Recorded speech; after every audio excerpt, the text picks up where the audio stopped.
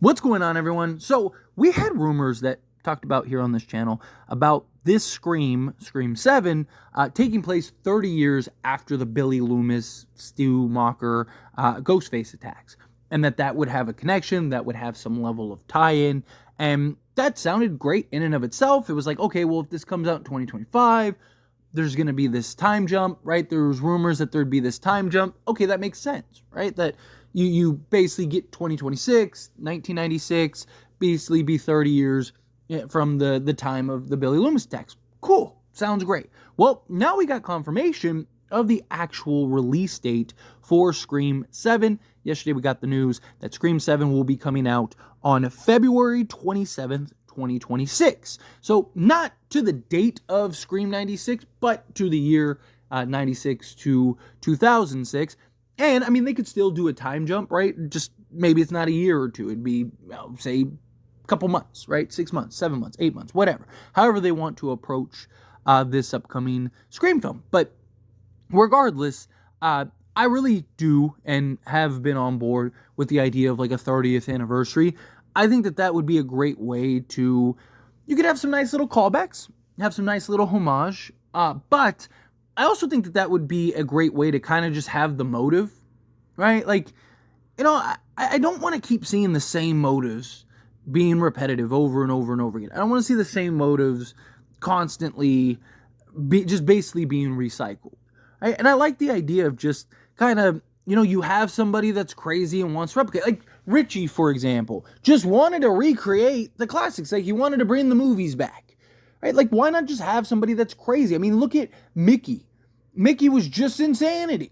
Hey, like even Mrs. Loomis was like, "Did you hear his?" But like even she was like, "This guy's crazy," right? Like, so I'm all for kind of just again keeping it simple, have a nice straightforward Scream slasher film, and then just have like the motive.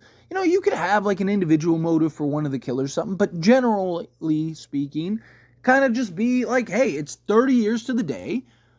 We just wanted to take out the Sydney and her daughter. Maybe you have the daughter storyline." I like, and I would like to see some kind of correlations. I don't want a Scream 5 2.0, right? Like I don't want where Scream 7 is essentially, because there is again rumors going around that Scream 7 is going to, have basically be a callback and more of a homage to Scream 96 than Scream 5 even was.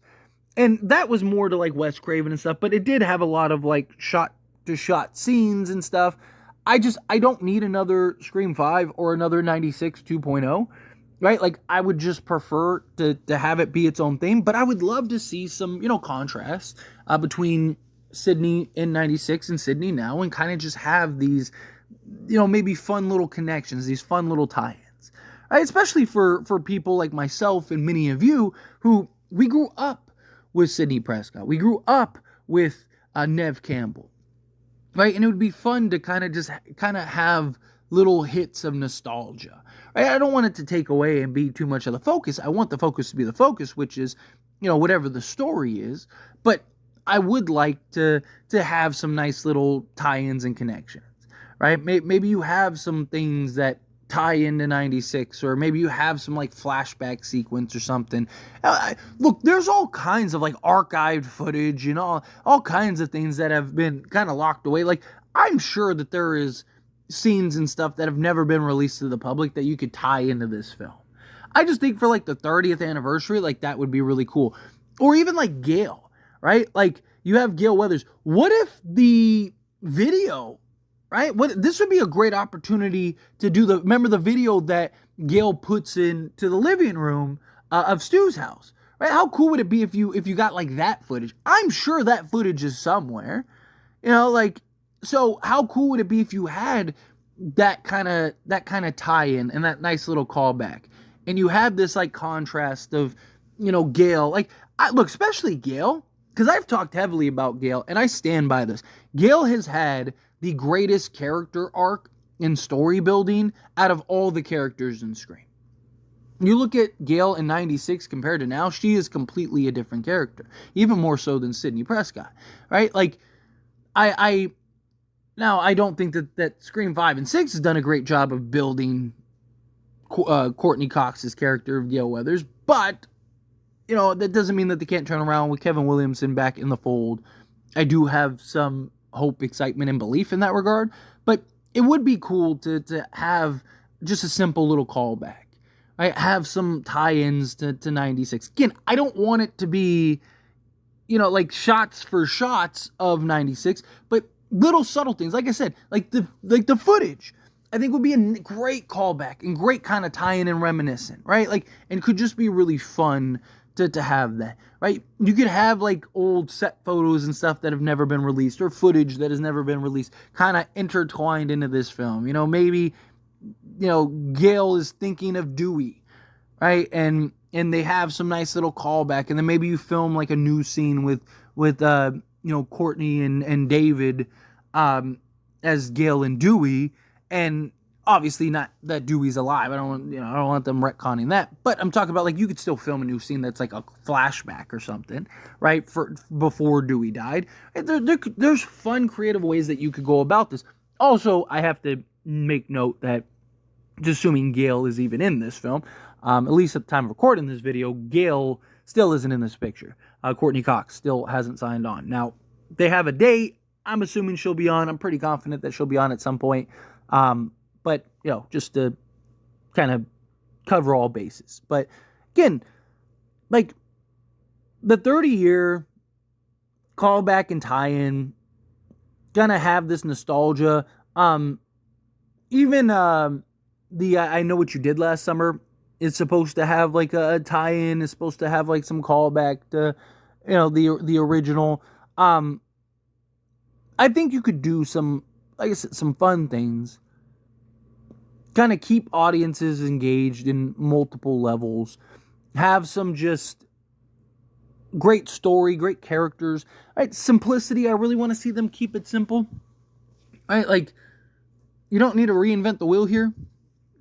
You know, the fact that Scream has had so much success over the 30 years and is a franchise that's been around for 30 years in and of itself is, like, unbelievable, right? Like, there's very few franchises that have 30-year films and, you know, tie-ins and stuff. I mean, it's kind of becoming more of a norm in horror, if we're being honest, but still, it's still something that is definitely an accomplishment, right? An accomplishment. I really do like the idea of, you know, having a Ghostface that maybe it's the mastermind, maybe it's the overseer, whatever, and it's just as simple as, like, I'm crazy, essentially. I just want to kill people and relive the classic 96. And I found Sydney. I tracked Sydney down. Right? Like, let's bring it back. Right? Let's get back to the original type thing.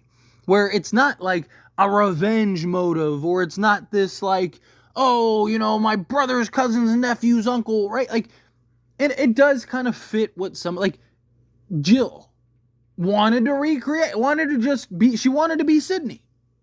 Right? You look at, you know, Richie again. Richie wanted Sam to be the new Sydney and kind of get back and create new films and have all that excitement.